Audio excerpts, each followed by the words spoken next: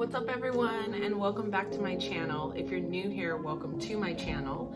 My name is Vi and I am about to give you 5 tips on how to lead people during this pandemic. Let's get started. So why do I even want to talk about this? Well, if you have been in a seat of power, a position of authority, a place of privilege, I truly believe these last 10 months have rocked your world. And probably has rocked your leadership style or transitioned your leadership style into something else. For me, leadership is really about creating a following, an influence, a motivation, and an empowerment to a group of people to create change. Okay, so tip number 1, invest in people if you want them to invest in you. This is about leading a group of people regardless of the arena or the environment. So for example, this could be about teachers and faculty. You are leading the future generation of this country, of this world. This could apply. Your leadership style, how you lead, how you invest in your students is impacting our future generations. This could apply to the workplace, right? Your direct reports, the people that you supervise, how you lead, how you invest in them could make an impact and probably has made an impact over the last 10 months. Whether you know it or you don't know it, it probably has made some impact. Coaches out there, this is about how you lead your players and your staff. Those who are on your staff who are helping your program move forward, but how you lead your students, how you lead your student athletes as well as your staff can make a huge difference. And again, probably has over the last 10 months. Head of households, this could apply to family dynamics, parents, spouses, those who are responsible, have the authority in the household. This can apply to families. How do you lead your family dynamic? Some questions I would want you to ask yourself. Do you really know your people? Do you really know your child? Do you really know your student? Do you really know that athlete beyond the label of being an athlete? How has the last 10 months impacted them? Do you know the answer to that? How has COVID-19 impacted their families, their individual families? Do you know that? How has COVID-19 impacted their mental health? How has the killings of Black and brown people all year highlighted in the media impacted your people, right? Those are some things that when I say invest, I would hope that you could answer. Another example could totally be in the professional workplace environment. If you lead a group of people, you have direct reports, have you asked them, what has the last 10 months been like? Share with me an experience that you want me to be aware of. What are the impacts that these last 10 months have had on you? These are 3 different questions that you can ask, but all of them are about investing in the relationship, investing in that person, and allowing that person to tell you what they want to tell you. My last example for this tip, coaches out there. When's the last time you've connected with your players? And I know it's difficult. I am engaged to a coach, and I know connecting over the internet, connecting via Zoom versus actually seeing them in person can be really challenging. It's not your preference. It's not what you wish the circumstances would be, but it still gives you an opportunity to connect with your players. So when's the last time you asked them those questions? When's the last time you asked player A what she or he or they are going through, right? When is the last time you've asked, tell me how these last 10 months have impacted you. Tell me how the last semester has impacted you. Tell me how things are going. Invest in them. If that has to be one of the steps from the coach. Not just the assistant coach, not just the graduate coaches, but the head coach as well. These players signed up to play for you. You, head coach, have to be the one to also pour into the relationship with your players. Tip 2, actively listen. actively listen to the people that you are trying to lead, okay? And the all cap word is active. You have to be an active listener. It's critical to actively listen.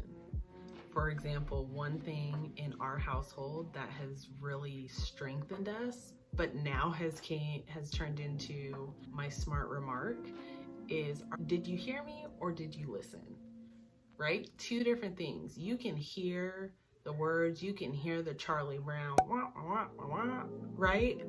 But if you are listening to the words that I'm saying, you're asking more clarifying questions. You're asking more curiosity questions. You're really engaged. You're giving me that eye contact.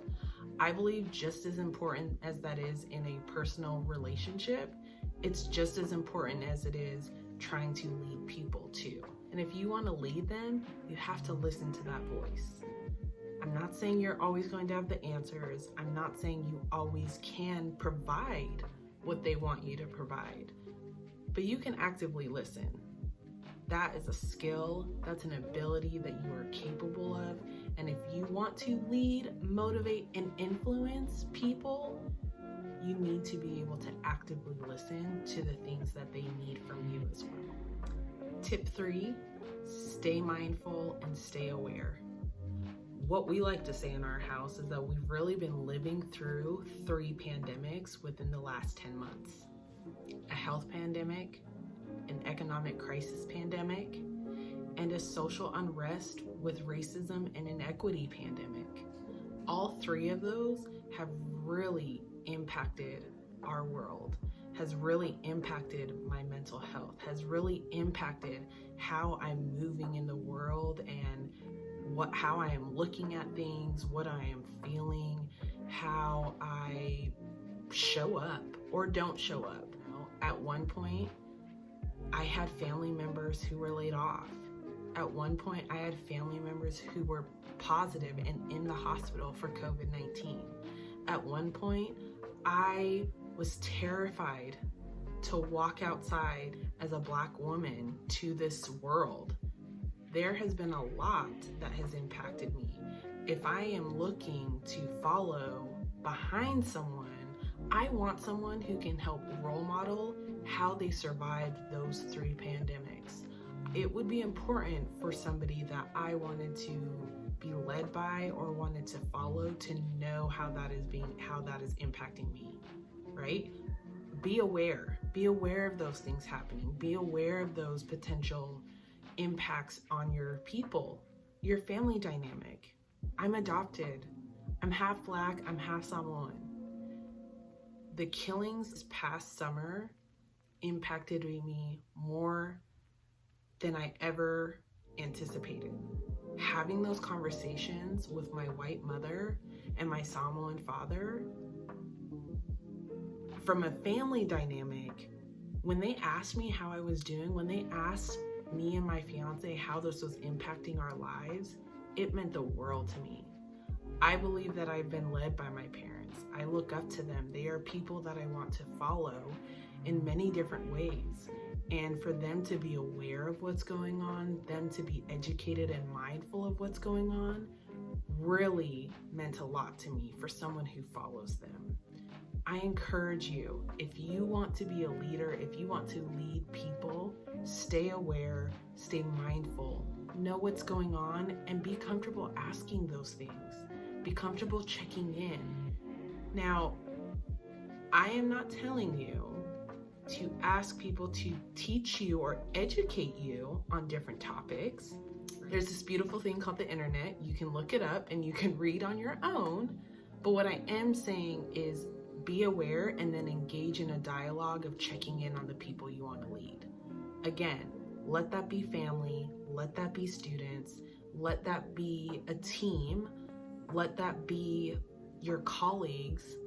If you want to lead a group of people, it's imperative that you stay mindful and aware of the things that are happening that might be impacting how they are moving and living within this world. Tip number 4, use your authority to build trust and advocacy.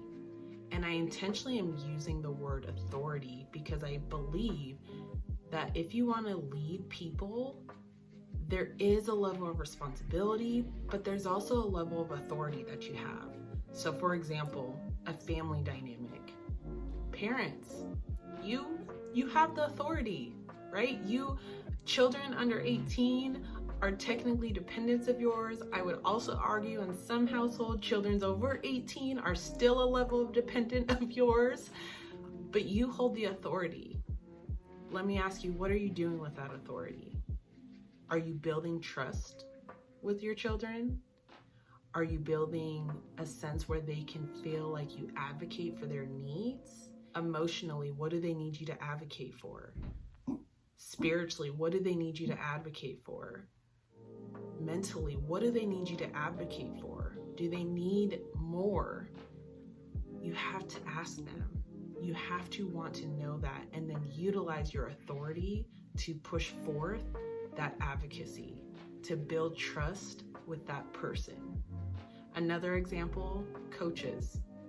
All right, as a former coach, I reflect a lot of my experiences, and sometimes I just think back of, I can't believe I didn't advocate for certain students. I didn't advocate for certain players because I was so concerned about what that would do, what that would say, how that would impact my day-to-day. But the reality is, as a coach, and when I was a coach, I held a level of authority. I held a level of responsibility with that authority. I should have advocated. I should have led by advocacy more. There is always more room to advocate.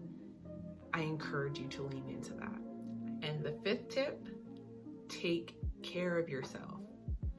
I really want to emphasize this tip for you. I think it's important that you hear me on this one, because this might be a message that somebody you have tried to lead, whether that's your child, whether that's your athlete, whether that's your direct report, whether that is your spouse, whether that is your family. You have to be well to do this job. You do not have to be perfect, but it is critical that you are well as a leader when you are trying to lead a group of people. Reflecting back on these last 10 months, oh man, there are times that I feel horrible for the experiences that I believe the people I was trying to lead and did lead had to go through. I wasn't well. I didn't know how to manage my emotions. I maybe overshared sometimes because I didn't know how to do it during this time, and with everything compounding on top of another. I didn't know how to take breaks. I wasn't taking a day to myself, taking a few hours to myself, because I was in that grinding mode, that expectation mode, that thought of I have to be X, Y, and Z, when really, reflecting back and how I am now, I truly believe the people that wanted me to lead just wanted me to take care of myself. Why? Because it gave them a role model of how to take care of yourself, but it also gave them permission to take care of themselves too. Okay? Role modeling as a leader is critical. If you can't take care of yourself, why the hell would you think a group of people would believe that you can take care of them? I know you don't want to hear that. And I know some of y'all that really gave you a gut punch, but I do believe that that is real. As leaders, if we can't take care of ourselves, why would anybody trust us to take care of them? It's important. Role modeling is important. Being a leader is only one of your buckets. It's only one of the hats you wear. All of these other identities that come into play for you, as much as we try to compartmentalize, I don't believe a lot of us are great at compartmentalizing. I believe if you have some mess here at home and you're not addressing it, that mess somewhere, energy-wise, activity, tone, whatever it is, that's going to come out in your leadership style. I believe in a fluid approach to leadership. And I also believe that you taking care of yourself, you finding wellness for yourself, will really benefit your ability to be a strong leader as well. So I really encourage you to take care of yourself. You're being a role model by doing so, and please take care of yourself. So I want to know, what is one mistake you have made in leading people, and what about that mistake would you change? Reflect on the last 10 months. What is one mistake you made leading people, and what would you change about that mistake?